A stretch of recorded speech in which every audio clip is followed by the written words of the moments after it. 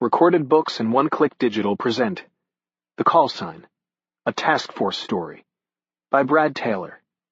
Narrated by Henry Strozier, with Rich Orlow as the voice of Pike Logan, and directed by Inokenti Oksentiev. The author opens with the following.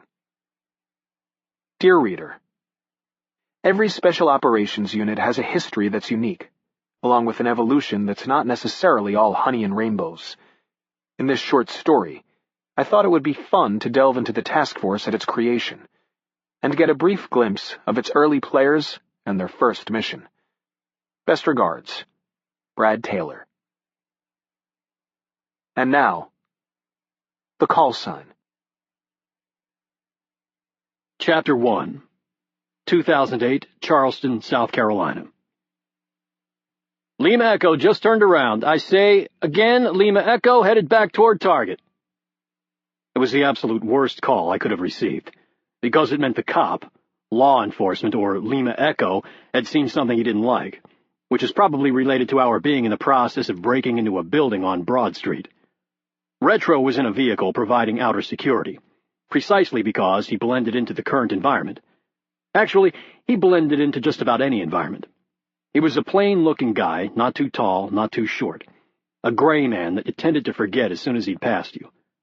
The only thing that stood out was his clothing. He'd quit buying civilian duds the minute he entered the Army, and everything he wore looked like he was going to a flashback costume party, hence his call sign. Retro, this is Pike. Was it a hard turn, or is he just doing a routine patrol? Did we spike? The dumbest thing we could do was panic simply because a random patrol car had decided to turn around. Something I wanted to convey over the radio to the man doing the B&E to keep him from executing an action that would elevate the situation unnecessarily, which was a trait I was beginning to worry about in my second-in-command. Pike, Retro, I can't tell. He definitely picked an odd road to do the U-turn on, but it is 4 blocks away. Nothing on the radio, so he didn't think enough about it to call it in.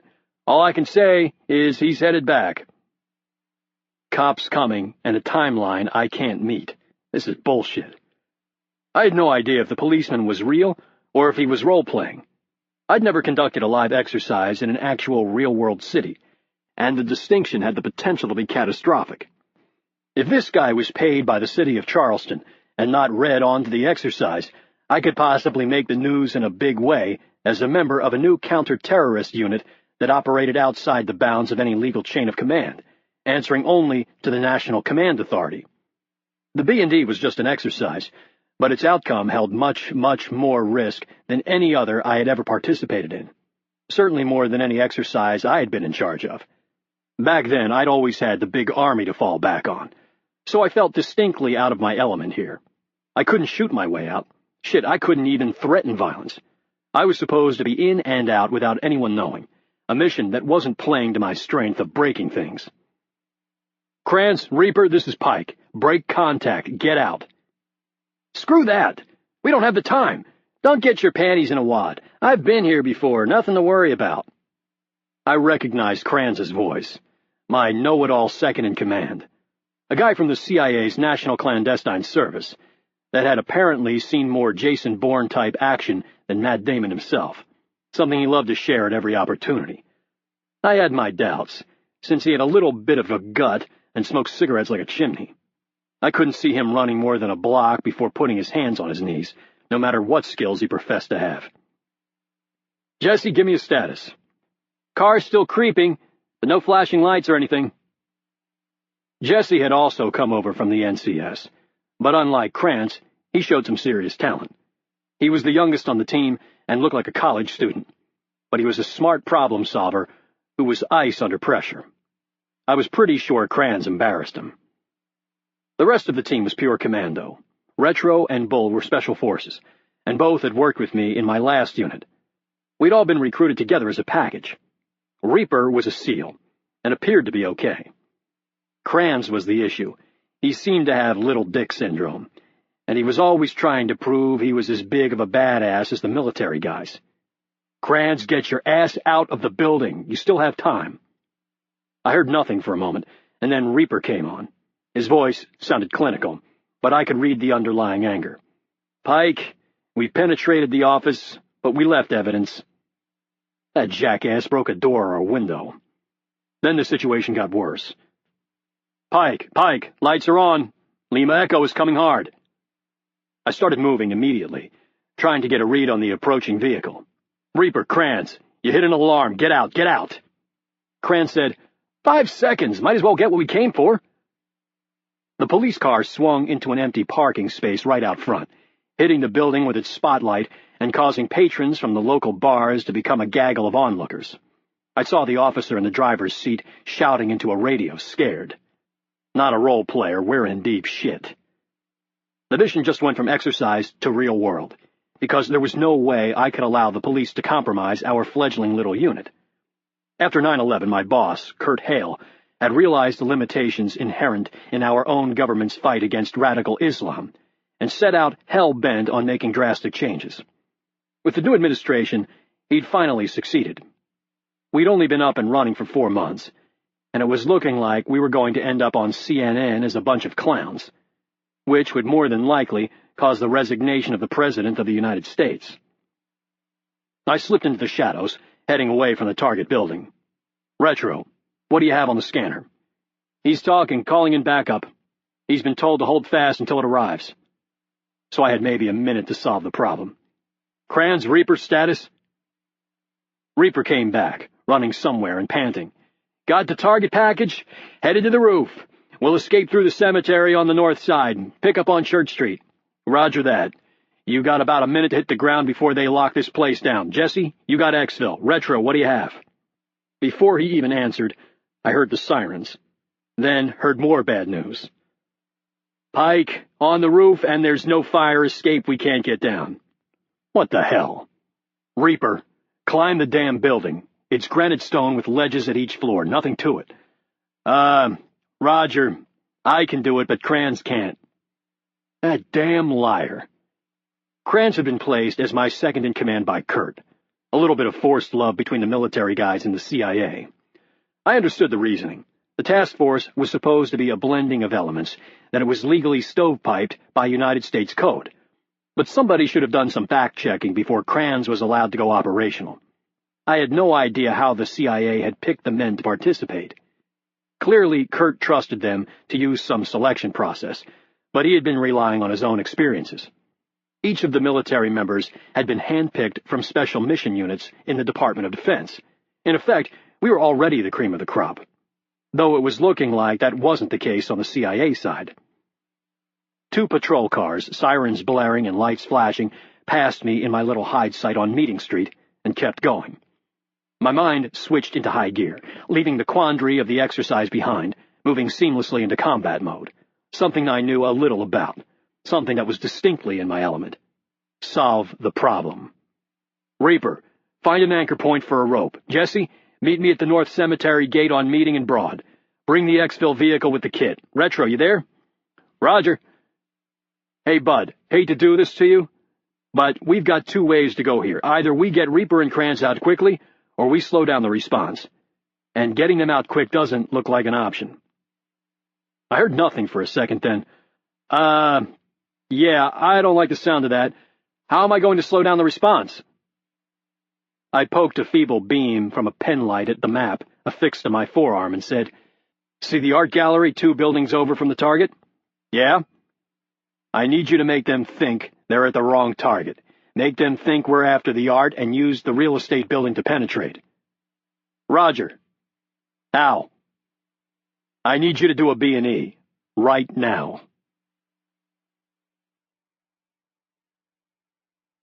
Chapter 2. Pike, I've got a view of the street, Retro said. There are people all over staring at the show. I can't pick a lock on the front door in full view of everyone. I saw Jesse with the exfil van round the corner and shot my pen light at his windshield to get his attention. Get to the back. There's an alley between the buildings. All I need you to do is trip an alarm. I heard the skid of the police vehicles from 100 meters away and knew I had about a minute before they coordinated and began a search. Retro, we're out of time. I need that alarm right now. I heard already moving and ran to Jesse in the van, ripping into a duffel bag in the back and pulling out a Kernmantle climbing rope. "Jesse, stage on Church Street with the engine running. We'll be coming out hot as hell," I told him. I had shouldered the rope and turned to go to the building when he said, "We need to talk about this when we're done." I was surprised, since he was basically saying he'd had enough of the CIA bullshit. I said, "We will, trust me. We're going to hotwash this entire thing. Now get out of here. Keep the radio on. We get busted, and you'll know it. If that happens, get Kurt on the horn and get him ready for the fallout." I jogged through the shadows of the cemetery until I reached the wall adjacent to the target. I was about to put myself in jeopardy, because I needed to start climbing before Retro accomplished his mission. He didn't, and we were all going to jail together. "Reaper, I'm coming up. You got an anchor?" "Yeah. Inside the third-floor window, it's open now. You see it?" I flipped over the wall and landed softly on my feet in the alley. I could see the old window cracked a smidgen, a small pen light flashing. "I got it. Retro, what's your status?" "Working it now. They just confirmed entry with headquarters on the scanner. From the radio calls, they're searching the first floor slow and methodical." I went to the corner and started to climb using the rough-hewn granite blocks as hand and footholds. I'd reached the second floor when Retro called again. "They found the busted door. Now they're focused on it and the stairwell leading up." "Jesus Christ! What the hell are you doing? Trip the damn alarm!" "I'm working on it. The door has 4 different locks and is steel plate. You want me to go out front and chuck a rock through the window?" "Get it done, now." I kept climbing. I began wondering whether we should try subduing the cops in order to escape, knowing I was pushing a seriously bad idea. I reached the 3rd floor and was pulled in by Reaper. Cran said, "Got the intel." Like that would make up for the disaster we were in. The guy didn't even realize the stakes he had created, as if the cops themselves were part of the exercise. I said nothing to him, simply whispering to Reaper, "Where's the anchor? I need to put in a full loop so we can retrieve the rope once we're on the ground." He showed me an old cast-iron radiator, long dead but still installed, and I looped the rope around it, feeding it out the window until both halves of the line draped down the 60 feet to the ground. No knots involved. I was turning to get Crans out first when I saw a light flash from the stairwell. Shit, they're coming up.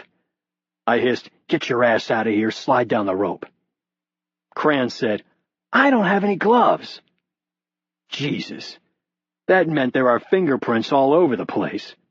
I grabbed his collar, jerked him to my face, and said in a low whisper, "Get your ass out of here. I don't give a shit if you leave your palms on the rope. Get out, or I'm going to fucking throw you out." His eyes wide, he nodded and climbed to the window. "Reaper," I whispered, "you think you can disarm that cop without injuring him?" He glanced at the light and said, "Pike, I don't know. I go for it and miss. I'll have to hurt him to keep him from shooting me." He watched the beam, now bobbing brighter, and said, "Shit, I don't know." I slowly nodded, understanding that the decision was mine. I leaned out the window and saw Crans, was close enough to let go and jump.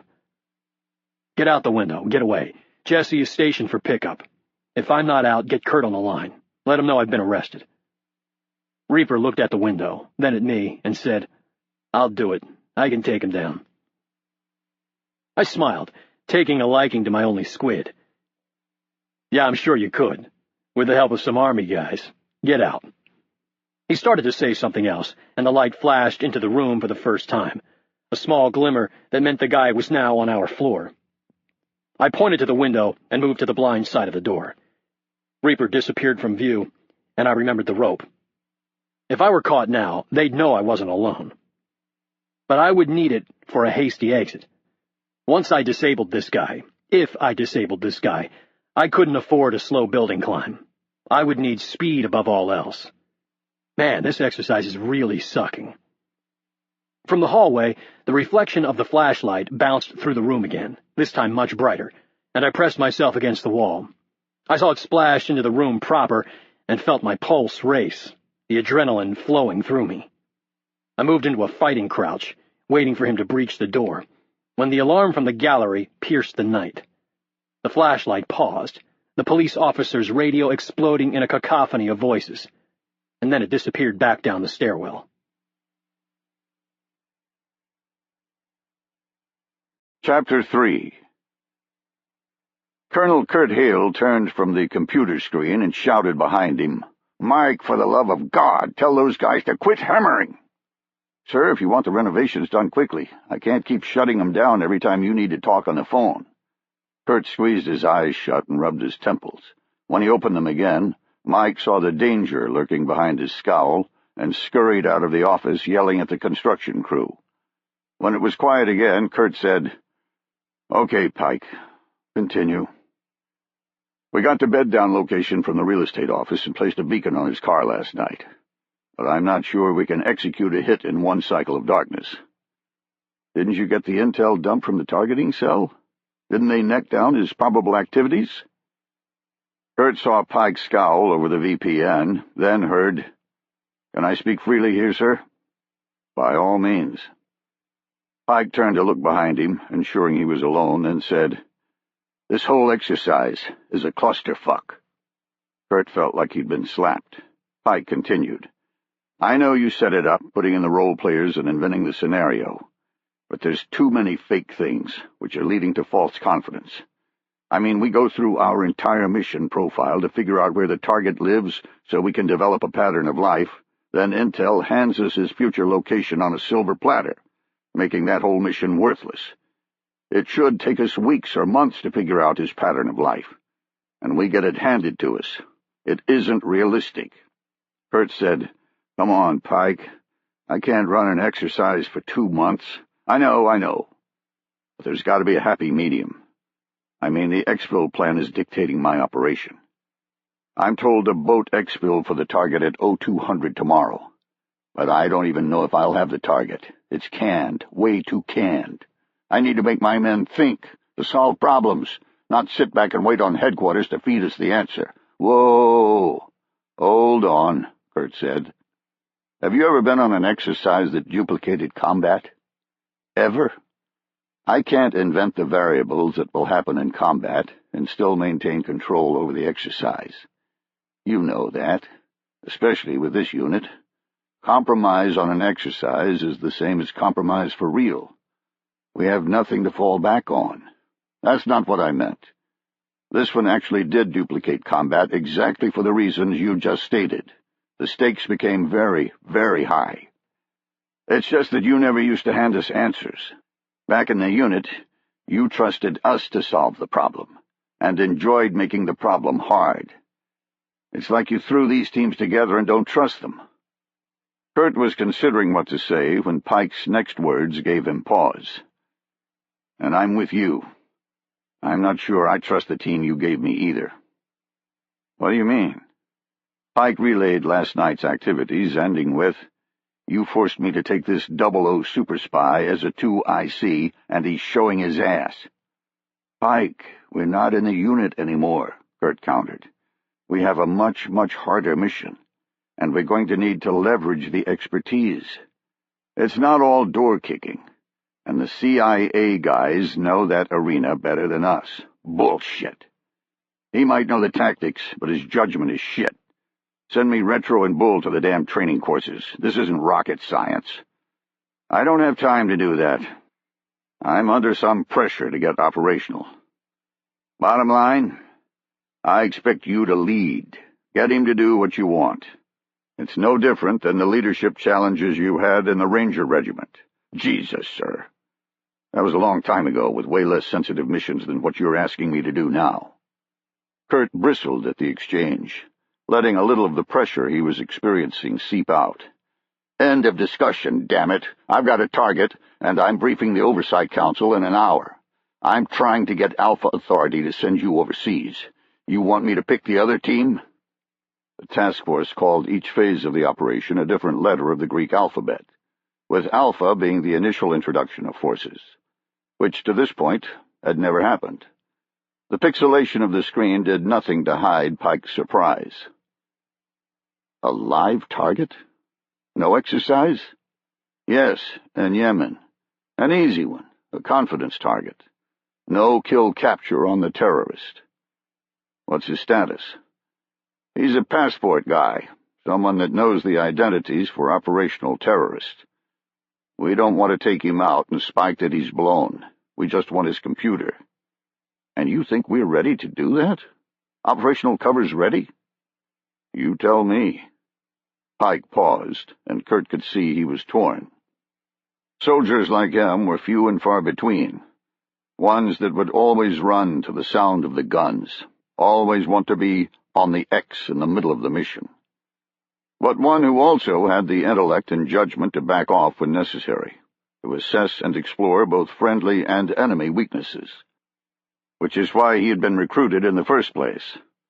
Kurt knew Pike would make a call he believed in, just as he had with the exercise. Sir, you remember when you had us all read about the formation of the OSS, saying there were parallels with today's fight? Well, there are. The OSS grew too fast and tried to do too much initially. They made a lot of mistakes, but nobody was looking because it was World War II. We don't have that luxury. So you're saying let this guy go? No. I'm saying we need to learn from OSS's mistakes, from our mistakes. The success or failure of this organization won't be with the widgets or the cover. It will be with the men. Sooner or later, we're going to be called upon to snatch a guy in a sovereign country without a trace. And we can't do that with teams made up of someone else's idea of what right looks like. Meaning? I'll go get this guy's computer. I'm pretty sure we can do that. But when this is done, we need to establish some assessment and selection criteria. Something created by us, for us. Inwardly, Kurt breathed a sigh of relief, and realized he'd been trying to do too much on his own. He hadn't trusted his men, precisely because of the reasons Pike had stated. Outside of the ones he had personally recruited, like Pike, he had no idea of their capabilities. But he did know the capabilities of some, and it was time to leverage that.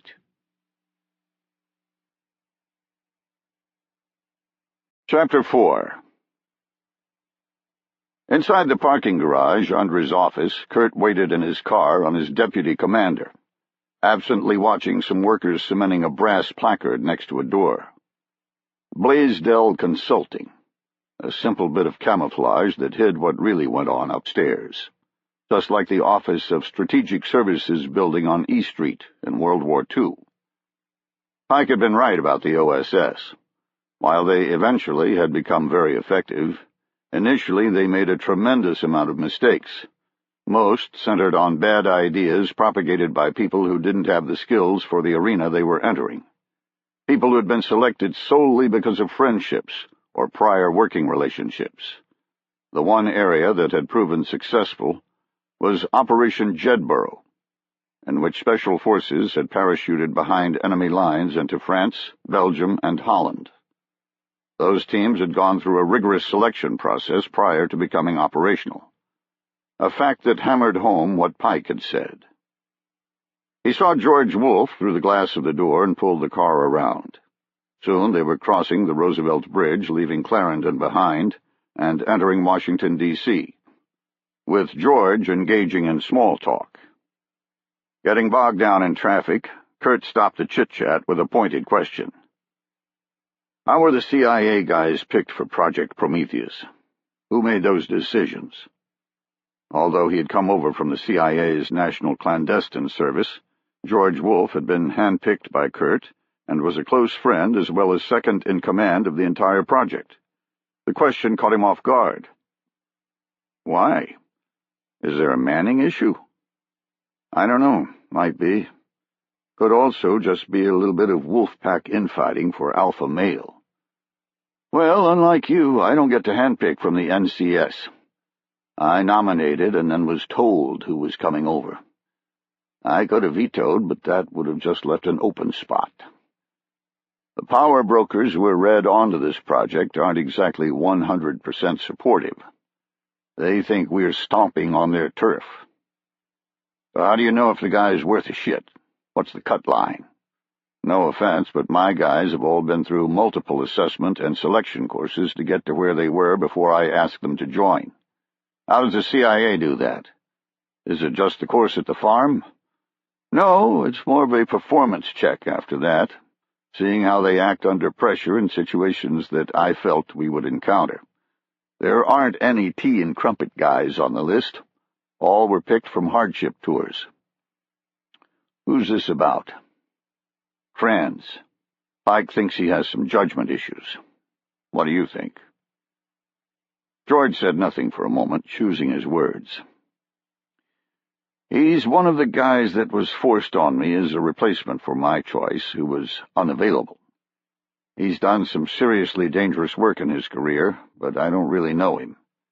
After checking, the word I got back was that he was a little bit of a blowhard, but competent. Kurt pulled up to the West Wing security gate of the White House and said, "Competent may not be enough for what we are asking him to do." Kurt fidgeted at the head of the table, waiting on President Peyton Warren before starting his briefing. He went over in his mind what he was going to say at this meeting, the first Oversight Council conference where he would ask permission to launch a team.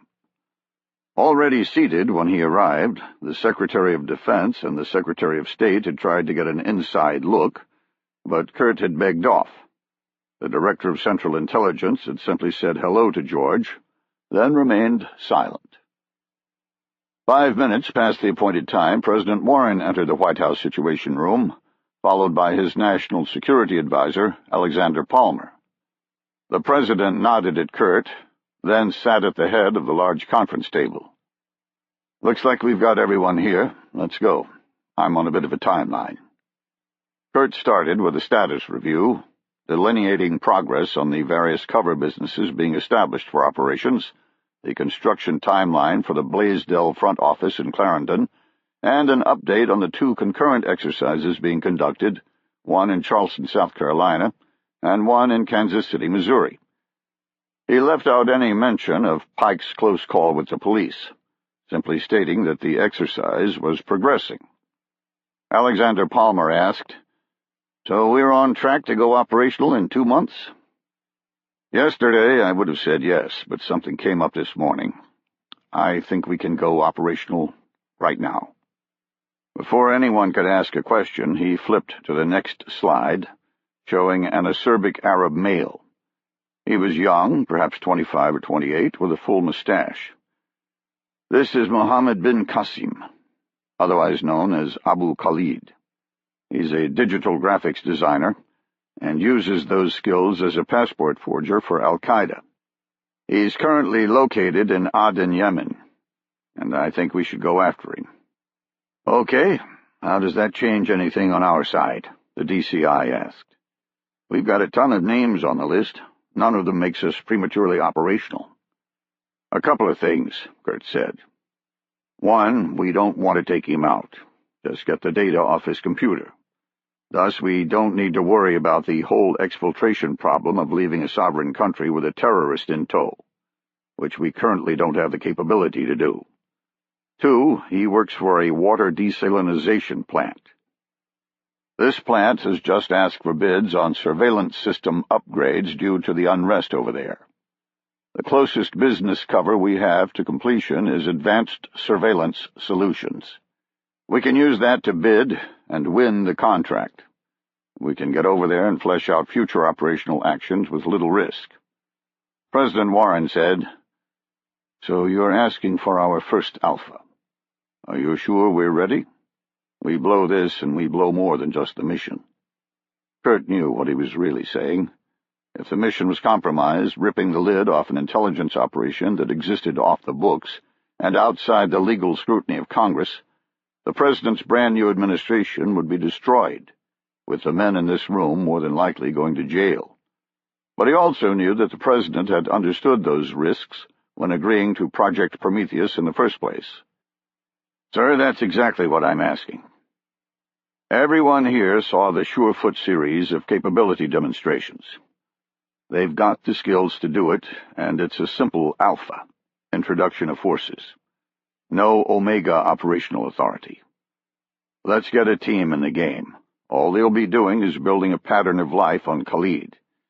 If it looks like we can access his database, we'll come back for Omega." The Secretary of Defense asked, "Which team do you want to send?" "Pike's team. He's got a solid mixture of guys who can walk and talk the surveillance business, from infrared cameras to digital recording. One guy, Retro, is a little bit of a computer geek. He keeps up on all that stuff on his own. And Pike's also got Jussie, a trained Arabic linguist. Palmer said, "So you have the infrastructure and requisite cover skills. Are you sure they're ready for this mission? Can they execute?" "They're proving that right now in Charleston. They haven't proven anything yet. Let's see what happens in the next 24 hours before I give you my vote." Chapter 5. I'd been sitting in my vehicle for about 3 hours, starting to get a little antsy because of the location, when I finally got the call from Retro that the beacon was on the move. The real estate office had provided a link to the target's bed-down site, which happened to be in North Charleston, in an area that was most decidedly not the nice part of town. While I was sure I wouldn't blow the target by my location, I wasn't so sure that the neighbors around here wouldn't do it for me. No doubt they thought I was a cop and had been spreading the word around about my presence. Something to remember. The threat isn't only the target. At least this part of the exercise was proving beneficial. Trying to penetrate this area was like trying to penetrate Fallujah. Getting the beacon on the target's vehicle had been fairly challenging, given that we didn't blend in at all and the vehicle itself had been located on the street in front of a dilapidated townhouse. I'd sidelined Kranz because of his shenanigans the night before, ignoring his pleas that the beacon was CIA kit and therefore somehow his mission. I'd sent in Retro and my squid instead. Retro because he was a little bit of a techno-geek, and Reaper because I was feeling him out, testing his left and right limits. So far, Reaper had proven pretty damn solid, but we still had the night to get through yet. I looked at my watch, seeing it was close to midnight. With an exfil boat at 2 a.m, we were pushing things. We had the intel indicators saying he was potentially meeting with an unknown and a location, but we didn't have a time. Retro finished his initial report, telling me that the beacon appeared to be heading toward Interstate 26 to downtown. I kicked over the engine, wondering how many people flipped open their cell phones at the same time and headed in the direction of the beacon track. I had 3 vehicles operating as singletons, which made mounted surveillance pretty tough, but I wanted the spread in case we lost the beacon, so I only had 1 vehicle with 2 men. I'd given the job of surveillance chief to Kranz, 1, because I wanted to give him a chance to prove himself, and 2, because he had a hell of a lot more experience at this than I did. I was just another pair of eyes on this mission. I entered the freeway headed south, trying to catch up to the target, currently being tracked by Retro and Bull from the 2-up vehicle. I had little idea where the other vehicles were located, but that knowledge was unnecessary. If they were in the hunt, they knew what to do, which was to stay the hell out of the way until Retro called for a change out of the eye. That wasn't going to happen anytime soon, because he was hanging back, using our technology to keep tabs. At least, that's what I thought until his next call. "Kranz lost the eye, beacon track is wigging out." Kranz said, "Last location still I-26? "Yeah, but we're passing exits left and right." I should have kept my mouth shut, let Kranz run the surveillance, but I couldn't help myself. "Retro, this is Pike. What's up with the beacon?" "Pike, that thing is a piece of shit, I swear. For being so top secret, it amazes me how old school our capabilities are. FedEx has better tracking on a day-to-day basis. The beacon we're using has some sort of proprietary software package that only gives a trace and a grid. It doesn't even place it on a map." "I didn't ask for a review. I asked what was wrong. I'm telling you what's wrong. It's something developed by the intelligence community for the intelligence community. Its technology is 4 years old, which means it's prehistoric. We need to start leveraging commercial infrastructure instead of this standalone, make a fortune with a contract bullshit. Bottom line is the beacon works on satellite feeds, and the target broke the view of the sky." I thought about what I knew of Charleston, and it clicked. He's already off the freeway into the spaghetti section where I-26 goes into downtown. He's underneath a bridge somewhere. Check the map. Where would that be? Bull came on. "Meeting Street. He got off at that exit. Everything else is up high. Meeting goes underneath." "Retro, how long does that thing take to lock back on?" I asked. "About 5 minutes. One signal is broken, it goes through a ridiculous self-test. He's in the open now, but we won't get signal. Kranz replied, "Understood, but let's not assume the beacon failed because of a sky view. Reaper, keep going straight into the crosstown. Bull and Pike, get off at Meeting Street. Bull, go south on Meeting. Pike, cut left to East Bay and troll south, paralleling Meeting. Jesse, take King Street to the west and go south as well. I'll back up Reaper on the crosstown." I was surprised by the call, actually impressed. Maybe he does have some skills on this shit. I said, "Roger," and exited the freeway. Heading toward downtown, I began to review the hit we'd planned. The meeting itself was supposed to occur at the Old City Jail, a historical landmark that was now home to some sort of architecture school. We'd conducted a reconnaissance earlier and figured we could get out clean because the area was smack dab in the middle of a government welfare housing area, with little to no foot traffic. There were no other commercial establishments in the area, and the building was just as advertised, a jail from the 18th century, deserted and dilapidated, with parking and easy access, no cameras or other surveillance systems, which worked both for the target and for us. I continued down East Bay and found myself reflecting on how cool the city was. I'd never been to Charleston before, but it had grown on me in the week I'd been there. I was at that stage in my military career when you start thinking about where you want to end up, and this place looked pretty good. Heather, my wife, wanted to stay in North Carolina, but I was having none of that. Need to get her down here for a weekend, see what she thinks. My thoughts were broken by Retro. "East Bay it is. Got the beacon stopped close to Market Street. Corner of East Bay and Pinckney. Looks like a parking lot near the carriage barns." I immediately slowed and began scanning, wanting to get eyes on the target. Kranz began calling in the box. "Pike and Reaper, get ready for an intrusion. See what's around there. Where he could have gone. Bull, set up on Pinckney. Jesse, set up northbound on East Bay. I'll set up southbound." I trolled south down East Bay and saw the vehicle inside some pay parking lot adjacent to a doctor's office. Next door was a dive bar called Big John's. Nothing else around.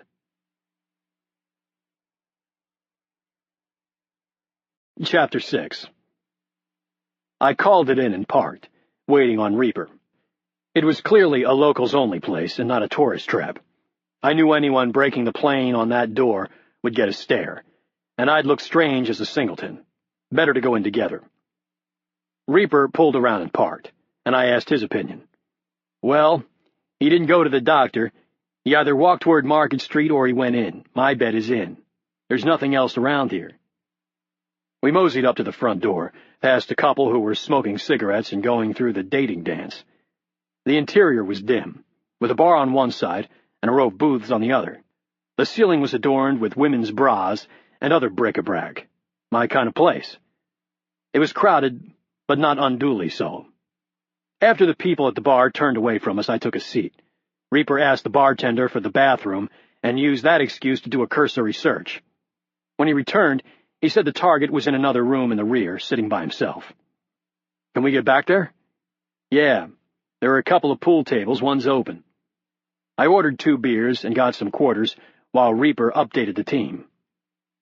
We were on our second rack, playing against a couple of college kids, when an unknown sat down with the target, which caused us no small amount of concern. The intelligence indicated that he would meet with someone at the old prison. The unknown meant either he was conducting 2 meetings, or our ambush location was no good. Nothing we could do about it. Reaper went to the bathroom again for some privacy to relay the information, letting Kranz sort out the implications. By the time he came back, the meeting was over and the target was leaving the bar, while the unknown stayed in place. I alerted Kranz, triggering the box, then kept playing. We'd stay there until the game was done, so as not to spook the unknown. I was no longer concentrating, instead listening to the calls on my little Bluetooth earpiece as their surveillance picked up the follow. 5 shots later, the college boys sank the 8-ball. Reaper told them good game, and we racked our cues. One college kid said, "That's $20 each." I said, "What are you talking about? We didn't bet." "This is a betting table. You play here, you bet." For the first time, I sized them up. The one talking was fairly big, with a shit-eating grin and a ball cap. The other was a little smaller but didn't look soft. He had a buzz cut that looked military. I didn't know that before we shot. Sorry, I'll buy you a beer. Ballcap said, Fuck that, pay up. Reaper came over, put his back to them and said, We should just pay. Don't give the unknown any reason to remember us, and we need to get back into the hunt. I thought about it, then said, Just so you know, if this was real, I'd do it. But it's an exercise that's going to be over in about 2 hours, so I could give a shit what the unknown thinks. I'm not paying them a dime. I knew I was forcing a bad position, what with the exercise going on, but this sort of thing just set me off, pushed my buttons in the worst way, which was a fault of mine that I needed to work on. Tomorrow. Truthfully, outside of the chance to bully the bully, I also wanted to see how Reaper would react. Would he fight, or would he do the smart thing? I could tell they'd sized us up, and didn't think we'd be much trouble. Reaper stood about 5'10", with longish black hair that made him look a little bit like a sissy. But that was just my opinion. Well, mine and apparently these guys. He didn't appear to have a lot of muscle, but I knew that was a ruse after the combatives training I'd done with him. The only thing remotely threatening was the size of his hands, which weren't abnormally large, but were bigger than they should have been. Reaper grinned and said, Remember, this was your call. He turned to Buzzcut and said, Sorry, I've conferred with my friend, and we've decided that you're full of shit. Then he began walking to the front room, toward the exit. I smiled at Ballcap and followed. I heard them say something, then felt them right behind me. We made it halfway down the length of the bar before Ballcap shouted, Hey, stop! You fucks owe his money! I pulled abreast of Reaper to allow him to get into the fight and kept walking. Ballcap said, You hearing me? And then made the mistake of lunging forward and grabbing Reaper's shoulder. I'm sure they both expected a little more shouting, then maybe some chest bumping before it elevated into anything physical. What Ballcap got instead was a dose of controlled violence that he would never forget. Reaper clamped his hands over Ballcap's and whirled around, locking up the kid's elbow. He levered Ballcap to his knees, holding his hand inverted, palm facing the ceiling and wrist folded as far back as it would go without breaking, then lashed out with his boot, catching him on the chin. The hat flew off, and the man sagged to the floor. Buzzcut jumped into the fray, knocking Reaper onto his stomach. He circled his arm around Reaper's neck and began punching the back of his head. I stood by and did nothing, simply watching my squid's technique. Reaper writhed like a snake, and in less than a second, he was behind the man. He put Buzzcut in a headlock and hammered his face into the nearest booth, full of college girls who were screaming and trying to climb the wall to get away. Not bad at all. He'll do in a gunfight. Reaper let the guy fall and turned to me with an incredulous look on his face. What the hell are you doing? I gave an expression of innocence and said, I'm not going to jail for assault. He stood up muttering, then shoved me out of the way and stomped to the door. The bartender was dialing a phone, probably calling the police. I said, Sorry, here's some cash for your trouble. I threw $40 on the bar, figuring the bartender deserved it more than the two punks on the floor. He hung up the phone without saying a word. I turned to leave and found myself facing one of the college girls, a brunette showing more cleavage than was necessary. She said, Hey, I know those guys and they deserved it. I'm Skeeter. You've got to be kidding me. Heather will never believe this. I said, Nice to meet you. I'm gone. Then I practically sprinted out of the bar. I reached the car, mentally preparing myself for some verbal abuse from Reaper. Instead, he was all business. The bar fight completely forgotten. Target just entered the old prison. We're late for the dance. Chapter 7. I got the positions of the vehicles while en route and, now that we were at an endgame, took over control of the team from Kranz, coordinating for the assault. The plan was pretty simple. Kranz, Jesse, and Reaper would provide early warning down Magazine, Franklin, and Wilson Streets, while Bull, Retro, and I would collapse into the courtyard of the jail for the capture. Once complete, Jesse would bring the van he was driving into the courtyard for a transfer. Then we'd move to the marina in convoy, with Kranz leading the way and providing blocking for any trouble en route. The assault team composition wasn't random. I had worked with Bull and Retro for years. We'd been under fire in Iraq, Afghanistan, and other places. I knew their capabilities. Reaper was turning out fine, but there was no way I was going to take a couple of CIA guys on an assault without more training and rehearsals. They might be perfect on surveillance and with other spy stuff, but when it came to breaking heads, I'd stick with what I knew to work. The jail itself was a 3-story stone structure in the shape of a castle on the corner of Magazine and Franklin Streets, the road actually curving around it. Outside of a forbidding tower, it held a small courtyard surrounded by large brick walls. To the east was a parking area. Intel stated the target would park there before entering the gloom of the courtyard to accomplish whatever this meeting was about. The only variable was the unknown coming to the meeting. We didn't want to take down 2 people and would prefer to hit the target while he was waiting alone. Unfortunately, it wasn't our call. The decision was in the hands of the target and whatever plan he had created. Waiting to hit him after the meeting was a no-go, because we didn't know who would exit first or how long either of them would stay, which left us with no choice but to take them both down during the meeting itself. That was okay, though. We were prepared for that contingency. I slid into my slot behind Bull's vehicle, killing the lights. Status. Bull came through the earpiece. Kranz and Jesse are set. Nothing spiking at this time. Target is sitting in his vehicle. Hasn't exited yet. Reaper, I said. You set? Yeah, on Wilson. Nothing moving. You're clear. I pulled out my night vision goggles and strained to see the target vehicle. There were 3 in the small parking area. Bull, which car? Farther south. The one that's a little crooked. I focused on the vehicle he described and saw a dim shape inside. Got it. My watch read 12:30 a.m. If he waited too much longer, we were going to miss exfil. I toyed with the idea of taking him now, but I didn't like that his car could be seen from multiple angles. We were in a poor area, with government housing all over, and I needed the cover of the compound walls to mask our actions. At 12:55, the target exited the vehicle and moved into the courtyard. All elements, I said. Target is hot. Give me a status. I saw Bull and Retro working Kit in the car in front of me and heard, Franklin clear, then Wilson clear. Jesse came on and said, Magazine not clear. I say again, magazine not clear. There's a minibus coming. Give it 15 seconds. The bus passed my location and stopped in the parking area. Upward of 20 people exited and gathered around a single person standing on a small stone parapet, his back to the jail. What the hell? Retro? You got your game ear with you? Yeah, stand by. The game ear was nothing more than an off-the-shelf directional microphone that could pick up noise from a distance. I waited about a minute and was about to call him back when he reported. You're not going to believe this. It's a ghost tour. A what? A ghost tour. There's a guy describing all the evil shit that went on in the jail. They're here to tour the prison. At 1 in the morning? Yup, apparently that's when the ghosts come out. What do you want to do?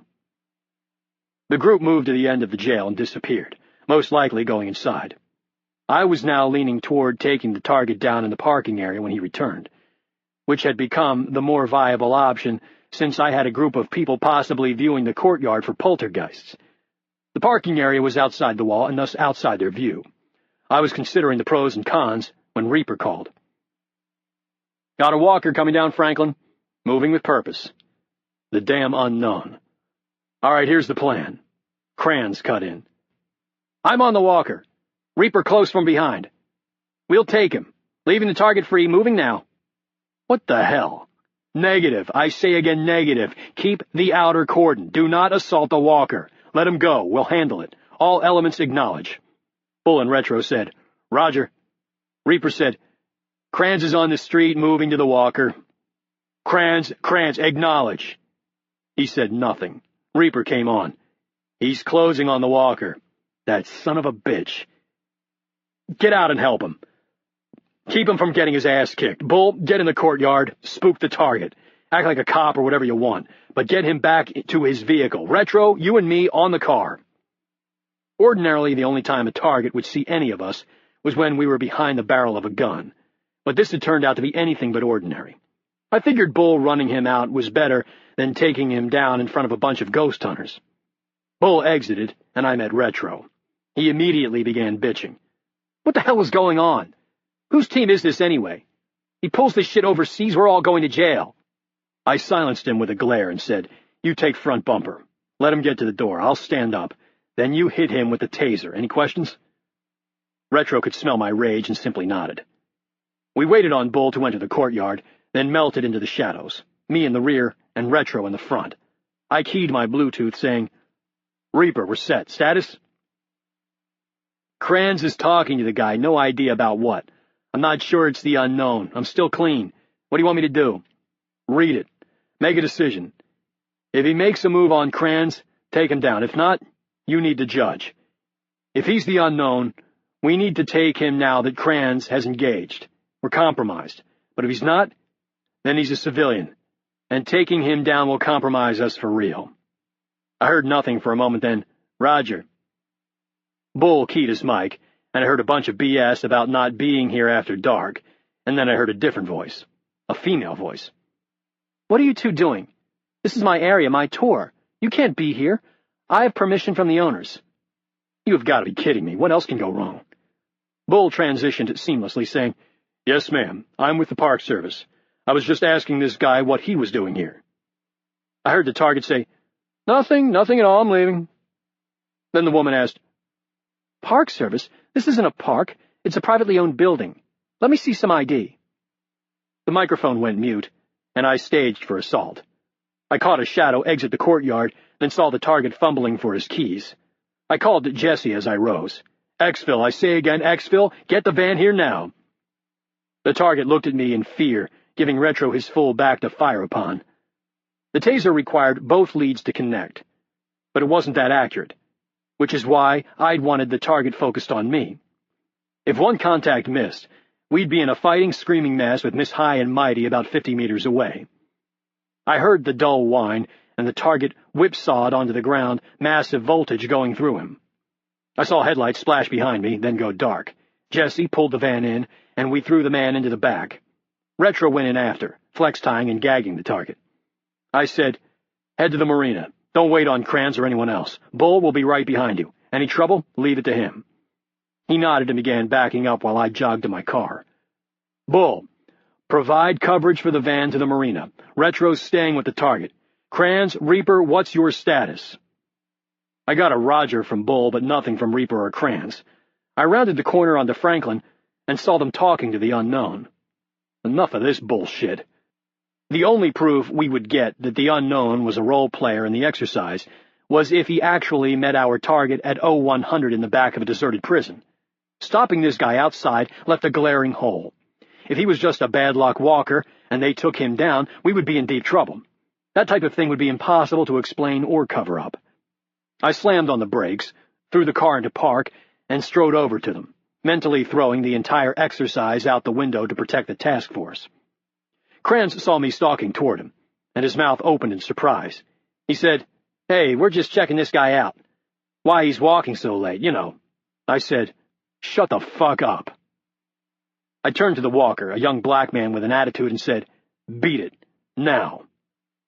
He said, "Hey, bro, I got a right to be here. I was just telling him that. I done nothing wrong. Show me your badge." He's not a role player. He thinks we're cops, about to go Rodney King on us. I leaned into his personal space and whispered, "You get moving right now, or I'm going to send you to the fucking morgue, bro."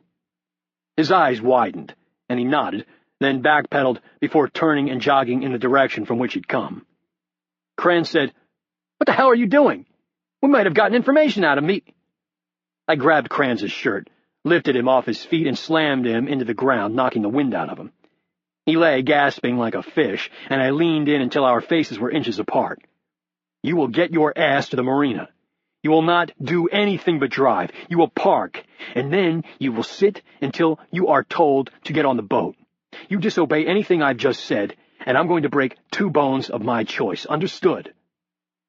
He managed to nod. I let go and stood up, breathing heavily, still feeling the rage.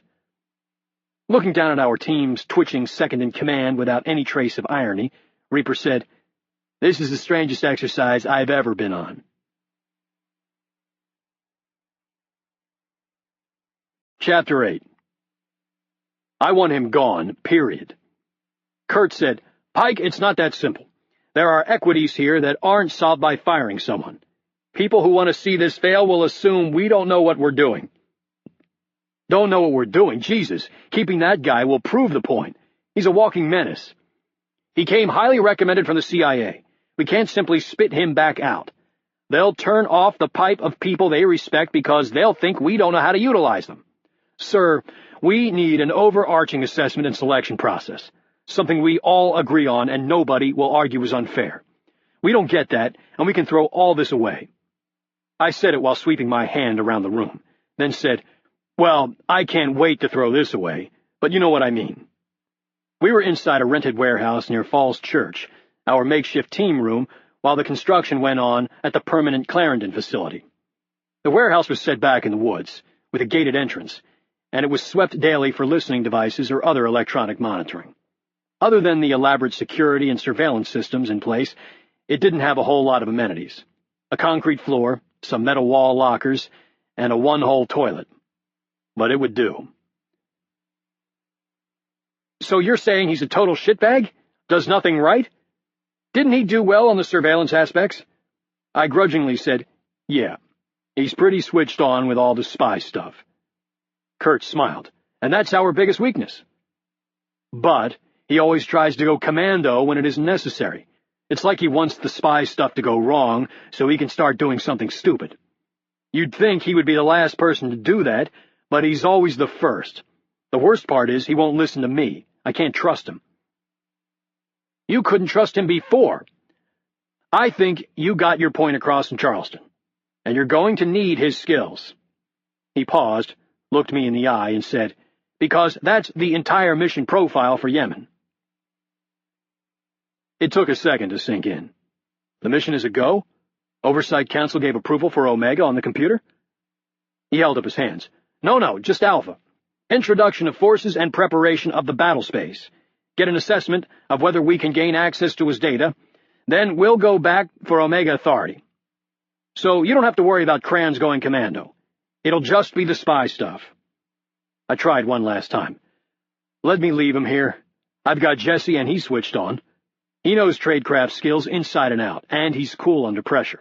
No, just keep Kranz under control and leverage his skills. It's more important than you think, beyond just the mission. We get this done, and we'll earn some credibility. Afterward, if you still want to ditch him, I can thank him for a job well done and send him off as a hero. I knew it was a no-win situation. I'd either say we weren't ready, or take him along, and there was no way I was going to say we weren't ready and let the other team take the first mission we'd ever done. Even so, I decided to leverage my capitulation. Okay, on one condition. You give me an op fund and let me buy some gear. Kurt said, Gear's no issue. I can get you anything you want. No, I want to buy my own. The CIA is giving us old-school crap. They aren't opening up the 007 vault because they don't want to compromise what they've got. The Directorate of Science and Technology is giving us equipment that looks like it came from an Austin Powers movie set. Retro thinks he can do better by shopping on the internet. Shit, we were using his personal kit in Charleston. And off-the-shelf stuff won't spike customs since we'll be flying in commercial. I can get George Wolfe on it. He can break through the red tape at Langley. That might work, but not for this mission. We don't have the time. What we really need to invest in is our own DS&T. Our own shop that does research and development instead of relying on the support of others. How much do you want? 20,000 should do it. 20,000? What the hell are you going to buy? Come on, sir. You spent more than that on the infrastructure in your office. If I don't need all of it, I won't use it. He considered, then said, I'll give you a line of credit of 10,000, but you itemize what you want and run it by the logistics section first. If you need more, you'll get more, but no buying a bunch of gee-whiz gear just because you have the money. Only get what you think you need. I agreed, knowing that what I thought I would need was a pretty big door to walk through. I could buy just about anything with that guidance. 5 days later, we were ready to go. We'd been through the pre-deployment package of intelligence and cover deployment, and I was confident in the team. Even Kranz, who had seemed to take my Charleston threat seriously. The intel itself seemed pretty solid, but I wanted a second opinion from someone I trusted. I'd seen plenty of solid intelligence turn out to be nothing but a string of coincidences. After the clinical slideshow, I'd flagged Ethan Merriweather for some inside skinning. Ethan was an intel weenie like the rest of that department, but only because he'd broken his back on a parachute operation, which forced him out of the infantry and into military intelligence. He was someone who had hunted terrorists with a gun before being relegated to briefing others to do the same. Someone who thought like me. "Ethan, what's the story on this guy? How good is the intelligence?" "You saw the brief. That's the best we got. He's bad, no doubt." "No doubt?" He paused for a moment, considering his words. "Look, in my opinion, he isn't a global jihadist. He's just making some money on the side, but he's doing it for global jihadists, and he knows that. He's no innocent dupe. He'll give us some serious leads." That had been good enough for me, and was the final confirmation I needed to feel comfortable about the mission. The team was clicking, and, thanks to Retro, we were now equipped with the latest technology that he could find. He'd managed to run up a $12,000 bill on various widgets we might need.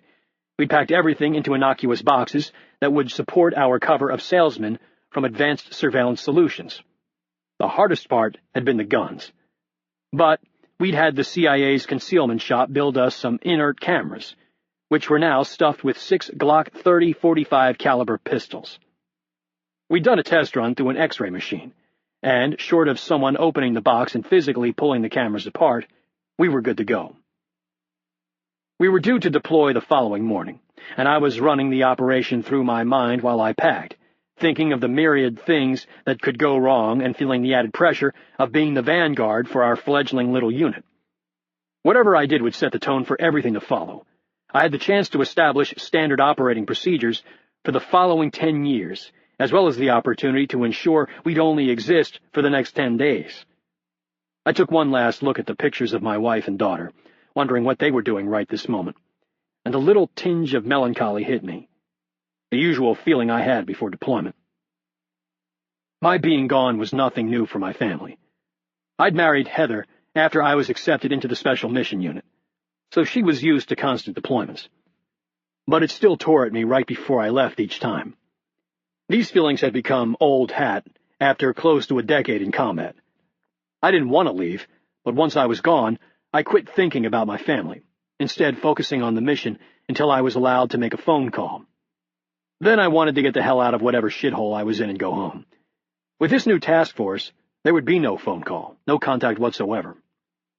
I remember seeing Apocalypse Now as a teenager. There's one scene where Martin Sheen is talking to himself about the war and his life in America. He says, "When I was there, I wanted to be here. When I was here, I wanted to be there." I had no idea what he was talking about then, but now I understood completely. Reaper startled me out of my thoughts, plopping down in front of his wall locker next to me. I hastily shoved the pictures into a shoebox, hoping he wouldn't notice. He did. "Your wife?" "Yeah." I went on the offensive before he could start in on my family. "You married?" He started pulling out kit and said, "Nope, was once, but it didn't last, which is too bad. She was an absolute hammer. Huge rack, tight ass, everything a man could want, but she was a career woman. Her job took precedence over the marriage." A little bit taken aback at how he described his ex-wife, I said, "Yeah, I know how that goes. Heather was a financial analyst and doing really well, but she had to give that up because of my deployments. What did your wife do?" "She was into the performing arts." I had a hard time seeing him with some artsy-fartsy woman, but you just never knew. He did have this sissy haircut. "Wow," I said. "That's worse than a financial analyst. Not too much call for that career path in the shithole towns surrounding military bases." He shoved some boots into a bag and said, "That wasn't it. She could have found a job at any of the posts I was stationed at. I just didn't want her to keep working." "Why not?" "I mean, if it made her happy." "Well, I was 19, fresh out of buds and full of piss and vinegar. The marriage lasted about 4 months." "Huh," I said, at a momentary loss for words. "Would you change that now? After serving as long as you have?" He zipped up his bag and stood, giving it thought. "Nah, I don't think so. I didn't mind the dancing so much, but her not wearing clothes while she did it really ate at me. I don't think that would change no matter how long I served." He walked away, leaving me with my jaw hanging open. Chapter 9. I kept an eye on the front door of the office, while Retro used one of his widgets to crack the password that was denying him access to the computer hard drive. If the passport data was on it, this would be the easiest mission I had ever done. But I didn't think it would be, since we were inside Khalid's office at the water desalinization plant. The chances of him putting terrorist information on his work computer were about nil. We'd been in Aden for a little over 5 days, and the mission itself had gone swimmingly. As fate would have it, our point of contact with the plant was none other than one Mohammed bin Qasim, a.k.a. Khalid, a.k.a. our target. While he worked in engineering as a CAD/CAM designer, he had a solid grasp of English and was given to us as a sort of guide/interpreter. Khalid himself looked to be about 28 and was an affable man, friendly and engaging. He asked a ton of questions about the United States as if he were genuinely interested, and showed no signs of disliking our nationality. In fact, he'd invited us to his house for dinner after we were done tonight, which would make our development of his pattern of life incredibly easy. He didn't appear to be some mastermind terrorist, but looks could be deceiving.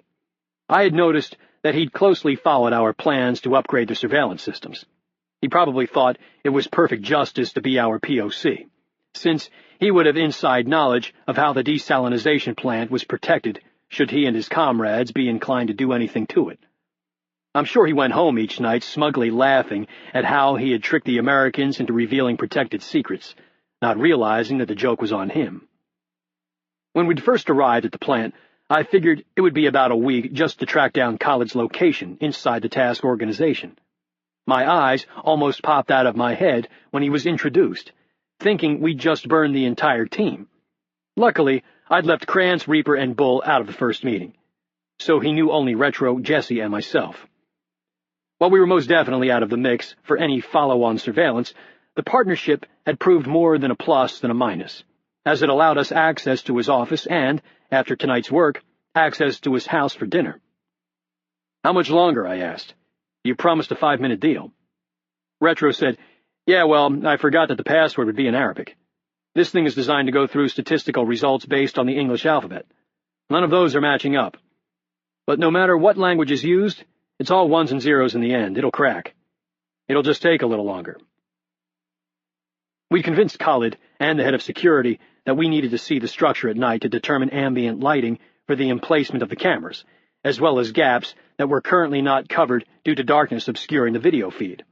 Jesse was currently out with Khalid in security, taking pictures of the potential camera locations, leaving Khalid's computer open for us to data mine. In truth, getting in there had been easier than getting approval for the operational act from the Oversight Council. Those hand-wringers seemed to think I was asking to assassinate the president of Yemen. Eventually, they'd relented. I saw Jesse and Khalid on one of our temporary test cameras, which were actually security for tonight's operation. They were entering a stairwell on the first floor, which meant that they were headed back. "You got about 5 minutes." Retro said nothing, simply watched the screen. I turned back to the camera, seeing the group disappear from view. I heard, "Yes," and turned around. Retro was stroking the keyboard.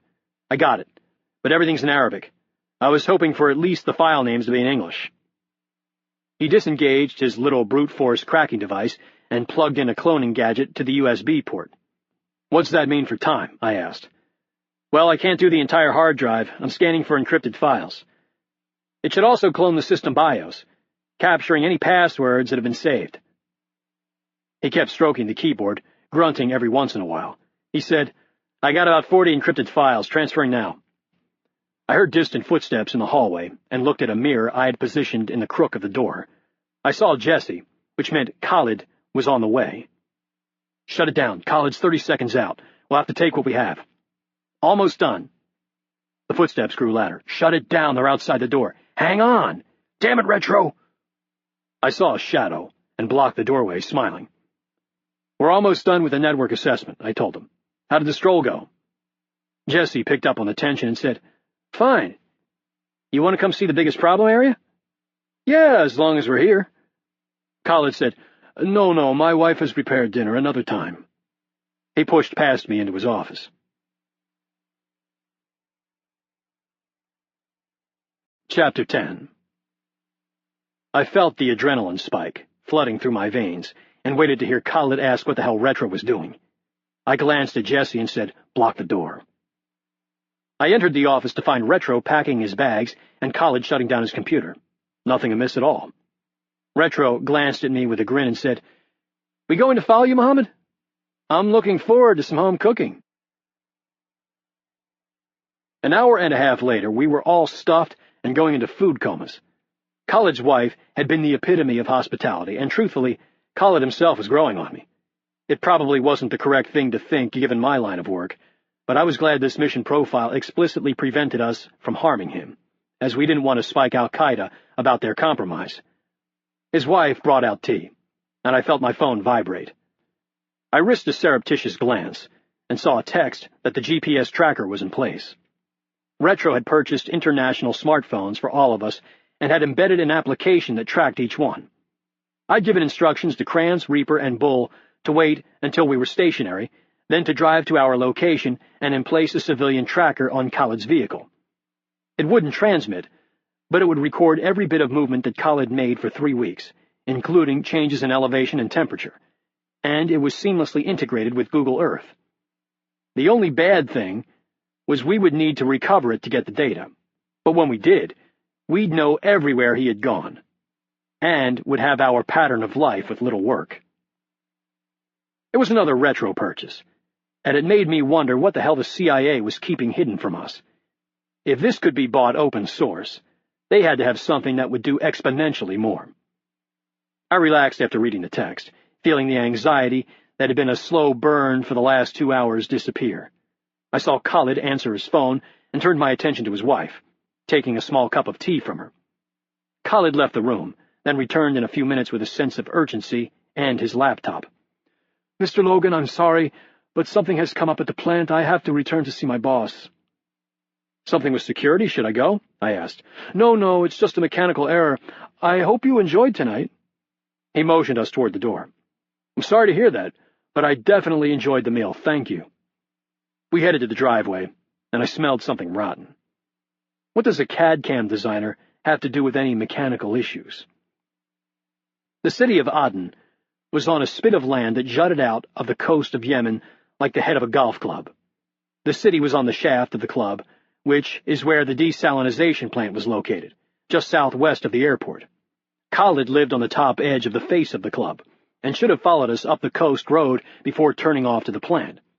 Instead, he turned south, heading into the heart of the peninsula, through a desolate area of desert. The only thing at the south end of the peninsula was an industrial zone and a bunch of shanty towns. In the car with Retro and Jesse, I called the other part of the team. "Kranz, you got eyes on? You see that? We'll get the golden egg off tonight's data. He's going to meet someone." "Yeah, I'm on it right behind him." "What? What do you mean you're behind him? Let him go. I say again, let him go. We'll get the data and analyze it later." "He's got a laptop with him, and he's on a road in the middle of nowhere. This is our chance."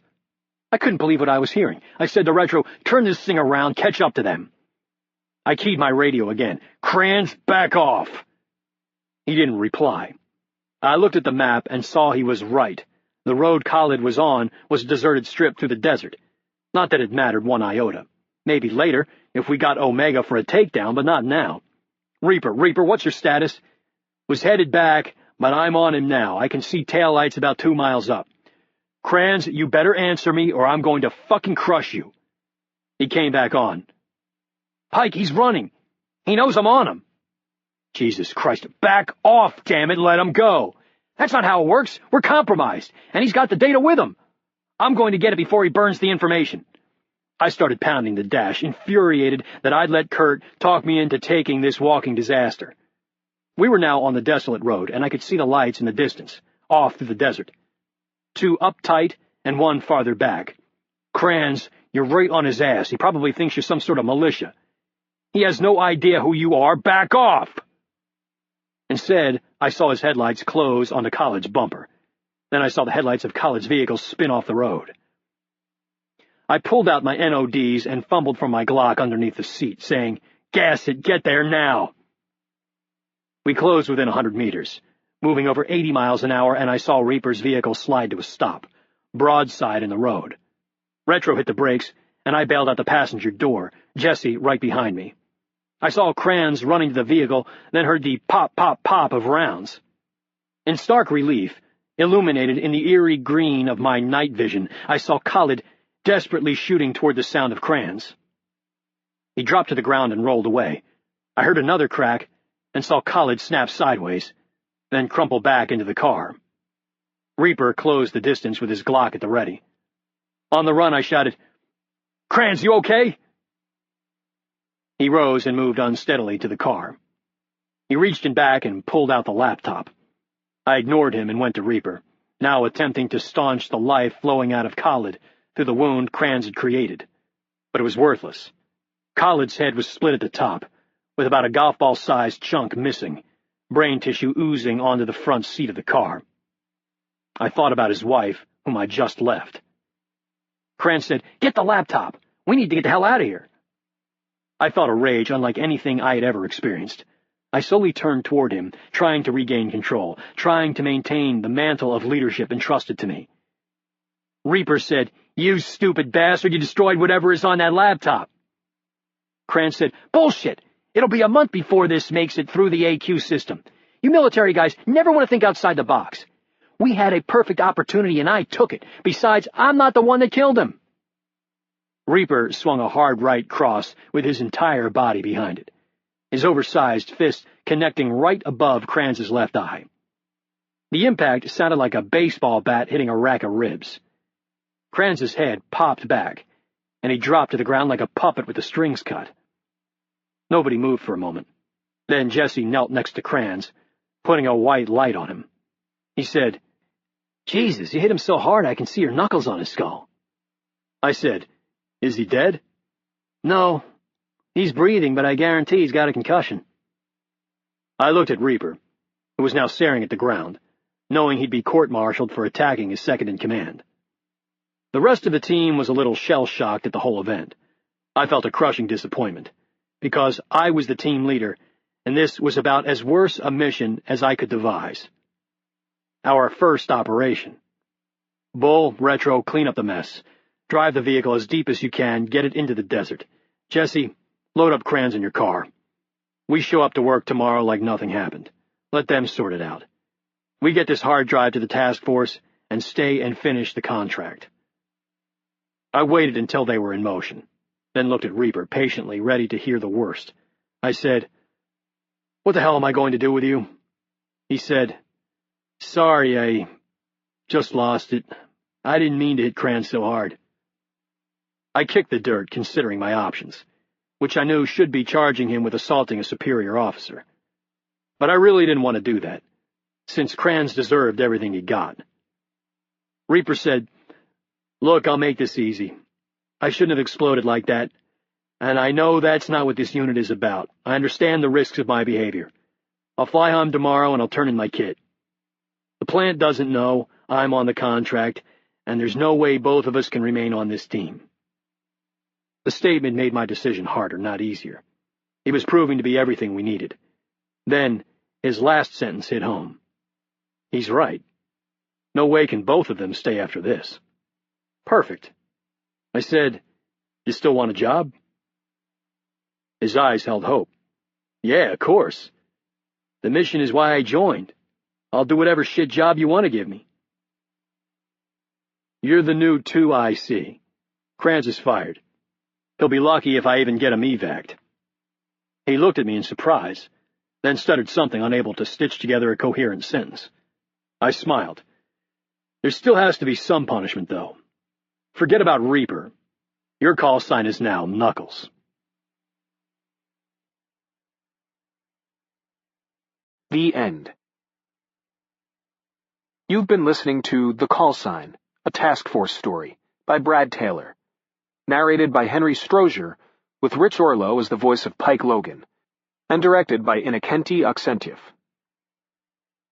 If you've enjoyed this book and this performance, Recorded Books recommends Brad Taylor's Enemy of Mine, also narrated by Henry Strozier and Rich Orlow. A tentative peace between Israel and Palestine has been brokered by the United States. But the task force hears of an assassination attempt on the American envoys sent to solidify the treaty. In this follow-up to the Callsign, they must devote every resource to saving his life and preventing another bloody outbreak of violence. Recorded Books offers a wide selection of bestsellers, mysteries, classics, histories, and more. So look for us at your public library or on download sites online. And thank you for being a Recorded Books reader.